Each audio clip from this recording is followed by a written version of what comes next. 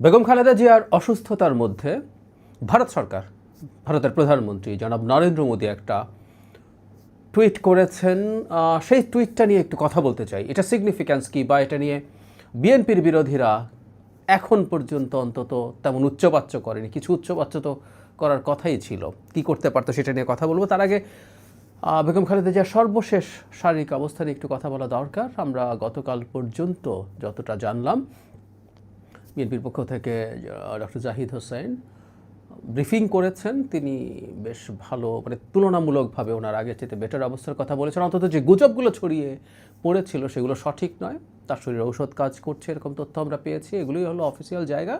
প্রথম আলো একটা রিপোর্ট গতকাল বেশ রাতে আপলোড করেছে, সেখানে দেখা গেছে তার খুবই ভাইটাল কিছু অর্গান, লিভার, কিডনি, হার্ট, এগুলো কোনোটা ভালো কাজ করছে তো কোনোটা ভালো কাজ করছে না। লাং, ওনার ইনফেকশন আছে এরকমও জানা যায়।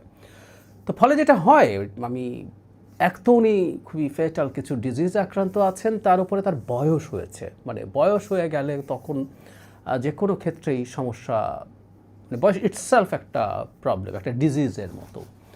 অনেক চিকিৎসা করলেও সেই জিনিসটা ঠিকঠাক মতো কাজ করে। তারপরে যেটা সবচেয়ে আসার কথা সেটা হচ্ছে তার শরীরে ওষুধের রেসপন্স তৈরি হচ্ছে।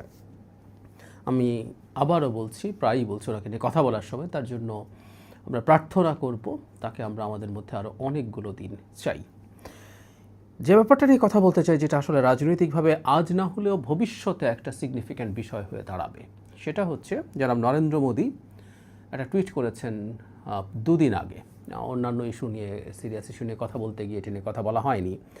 বাংলাদেশ যে হাই কমিশন আছে তারা এটাকে বাংলা করে বলছেন এভাবে: বেগম খালেদা জিয়ার স্বাস্থ্যের বিষয়ে জেনে গভীরভাবে উদ্বিগ্ন বোধ করছি। দীর্ঘ অনেক বছর ধরে তিনি বাংলাদেশের জনজীবনে অবদান রেখেছেন। তার দ্রুত আরোগ্য লাভের জন্য আমাদের আন্তরিক প্রার্থনা ও শুভকামনা রইল। আমরা যেভাবে পারি আমাদের পক্ষ থেকে সম্ভাব্য সকল ধরনের সহায়তা প্রদানের জন্য ভারত প্রস্তুত। মানে খুবই খুবই কর্ডিয়াল ভাষা আমি বলবো। আমি আবারও যদি পড়ি: বেগম খালেদা জিয়ার স্বাস্থ্যের বিষয়ে জেনে গভীরভাবে উদ্বিগ্ন বোধ করছি। দীর্ঘ অনেক বছর ধরে তিনি বাংলাদেশের জনজীবনে অবদান রেখেছেন। তার দ্রুত আরোগ্য লাভের জন্য আমাদের আন্তরিক প্রার্থনা ও শুভকামনা রইল। আমরা যেভাবে পারি আমাদের পক্ষ থেকে সম্ভাব্য সকল ধরনের সহায়তা প্রদানের জন্য ভারত প্রস্তুত। খুবই কর্ডিয়াল হওয়ার একটা সমস্যা আছে। শেখ হাসিনা পরবর্তী, মানে পতনের পরবর্তী সময়ে যৌক্তিকভাবেই ভারত নামটা বাংলাদেশের একেবারে পাল্টা প্রতিক্রিয়ার জন্য রেডি হয়ে যায়।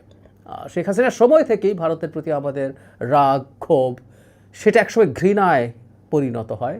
এটাও যৌক্তিক কারণে বাংলাদেশের গণতন্ত্রের যে ডিজাস্টার হয়েছে, বাংলাদেশকে যে একটা কলোনিতে পরিণত করা হয়েছে, এটার মূল দায় শেখ হাসিনার। কারণ উনি এই মাটির মানুষ এবং উনি এই কাজটা করেছেন। আমাদের মূল এক্সপেকটেশন তার জায়গায় থাকার কথা ছিল। কিন্তু একই সাথে সাথে যেহেতু ভারত এই কাজটা করেছে, তাকে এইভাবে অবৈধভাবে ক্ষমতায় থাকতে সাহায্য করেছে, ফলে যে কোনো অন্যায় শেখ হাসিনা করুক, সেটা দুর্নীতি, সেটা মানবাধিকার লঙ্ঘন, যাই করুক না কেন, মানুষ তার সাথে ভারতকে রিলেট করেছে। ফলে সেই ভারত যখন কারো ব্যাপারে খুবই কর্ডিয়াল অ্যাটিটিউড দেখায়, সেটা রাজনৈতিকভাবে একটা অস্ত্রে পরিণত হওয়ার সমূহ সম্ভাবনা আছে। মানে এই প্রশ্ন কেউ করেই ফেলতে পারেন। আমি ধারণা করি এটা বেগম খালেদা জিয়া এতটা সিরিয়াসলি অসুস্থ না হলে এটা বলাই হতো, এটা ব্যবহার করাই হতো। সেটা হতো, মানে খুব সিম্পলি বলে দেওয়া, ভারতে খপ্পরে পড়ে গেছে, ভারতে কোলে উঠে গেছে, এই ধরনের মন্তব্য, এই ধরনের ন্যারেটিভ এর আগেও আসলে দেওয়ার চেষ্টা করা হয়েছে। আমি অনুমান করি এই স্টেটমেন্টটাও এই ন্যারেটিভের পার্ট হিসাবে সামনে আসবে, আমরা নিশ্চিত থাকতে পারি। কারণ একটা গ্রুপ আছেন, জামায়াত ইসলামী তো আছেই, এর বাইরে কিছু দেশের বাইরে থাকা সোশ্যাল মিডিয়া ইনফ্লুয়েন্সার এই ন্যারেটিভ মাঠে ছাড়ার চেষ্টা করেছে যে বিএনপি ভারতের সাথে ডিল করে ফেলেছে। এর নানা রকম যুক্তি তারা দেওয়ার চেষ্টা করেছে। যখন বিএনপি নির্বাচন চাইছিল, আমি একটু পেছনে যাই, বিএনপি যখন নির্বাচন চাইছিল বারবার, তখন বলা হচ্ছিল এটা ভারতের সাথে অ্যালাইন হয়েছে, কারণ ভারত নির্বাচন চায়। আমি নিজে নির্বাচনের কথা বলে আমি ভারতের দালাল হয়েছি। সুতরাং এটা একটা খুব কমন কারণ। মানে যাই হোক না কেন, বিএনপি মুক্তিযুদ্ধের কথা বলবেই, কারণ বিএনপির প্রতিষ্ঠাতা স্বাধীনতার ঘোষক ছিলেন, সেক্টর কমান্ডার ছিলেন, জেড ফোর্সের হেড ছিলেন। বিএনপি মুক্তিযুদ্ধের কথা বলবে। বিএনপি প্রতিষ্ঠাতাদের মধ্যে বহু রণাঙ্গনের মুক্তিযোদ্ধা আছে। আর খুব স্বাভাবিকভাবে বিএনপি এখন মুক্তিযুদ্ধ ইস্যুটাকে আরও বেশি আনবে তার পলিটিক্যাল প্রয়োজনে। সব কিছুই পলিটিক্যাল হিসেব নিকেশ করবে রাজনৈতিক দল। বিএনপির এখন এই মুহূর্তে প্রধান যে কম্পিটিটর সেটা জামায়াতে ইসলামী, তার অত্যন্ত অন্ধকার একটা জায়গা আছে মুক্তিযুদ্ধে, সুতরাং বিএনপি টানবে। কিন্তু যখনই মুক্তিযুদ্ধের কথা বলা হয় তখনই ওই মানুষগুলো বলতে শুরু করে এটা তো আওয়ামী ন্যারেটিভ, এটা তো ভারতের ন্যারেটিভ। আমরা বহুবার বলেছি আওয়ামী মুক্তিযুদ্ধের যে ন্যারেটিভ সেটাকে আমরা ডিসওন করি, সেটাকে আমরা কোনোভাবেই গ্রহণ করি না, আমরা ফেলে দেই। কিন্তু মুক্তিযুদ্ধ ঘটেছে এই দেশে আমাদের সবচেয়ে বড় জাতীয় অর্জন, সেটা নিয়ে কথা বলা হবে, বলতে হবে। এবং সেই সময় যারা বাংলাদেশের স্বাধীনতার বিরোধিতা করেছে পলিটিক্যালি এবং কোলাবোরেট করে পাকিস্তান মিলিটারির সাথে, এইগুলো গর্হিত অন্যায়গুলো নিয়েও কথা বলতে হবে। যাই হোক, ওটা ভারত হয়ে গেল। এখন এই জিনিসটা ছেড়ে দেওয়া হবে। নরেন্দ্র মোদী এত কর্ডিয়ালি বেগম খালেদা জিয়া সম্পর্কে এভাবে বলছেন, তো বিএনপি তো ভারতের কোলে উঠে গেছে বলার আরেকটা মোক্ষম মৌকা পাওয়া গেছে, যদিও সেই ব্যাপারটা ব্যবহার করা এখনও হয়নি। আবারও বলছি, এটা হবে। এটা বেগম খালেদা জিয়া অত্যন্ত অসুস্থ আছেন, এই কারণে ফর দ্য টাইম বিং ছাড় দেওয়া হচ্ছে। আর এই প্রসঙ্গে তো একটা কৌশল করা হচ্ছে, এটা একটু বিস্তারিত কথা বলবো। বেগম খালেদা জিয়াকে যথেষ্ট উঁচুতে তুলে দিয়ে যেন তারেক রহমানকে আক্রমণ করার এবং খাটো করে তুচ্ছ তাচ্ছিল্য করার একটা প্রবণতা আছে এই গ্রুপটার। ফলে এই মন্তব্যটা, মোদির এই মন্তব্যটা নিয়ে ফর দ্য টাইমিং তারা কিছু করেননি। কিন্তু আমরা এই মন্তব্যটাকে আসলে কীভাবে পাঠ করব সেটা খুব জরুরি। খেয়াল করে তিনি তার সব রকম সাহায্য সহযোগিতা করার কথা বলছেন স্টেটমেন্টে, এবং রিসেন্ট সময় আমরা বলবো বাংলাদেশ সরকারের সাথে, রিসেন্ট সময় না, ইনফ্যাক্ট সমস্যাটা অ্যাকিউট অবস্থা একটু কাটলেও রিসেন্ট সময় একটু এটা সংকটটা কমেছে, কিন্তু এই সরকারের সাথে সম্পর্ক ভালো না। একটা নির্বাচন এগিয়ে আসছে এবং পপুলার পারসেপশন হচ্ছে সেই নির্বাচনে বিএনপি নির্বাচিত হবে। ভারত এই স্টেটমেন্টের মাধ্যমে আমি মনে করি ন্যূনতম হলেও সে কিছুটা বাস্তবতার জ্ঞান আমাদের সামনে দেখাচ্ছে।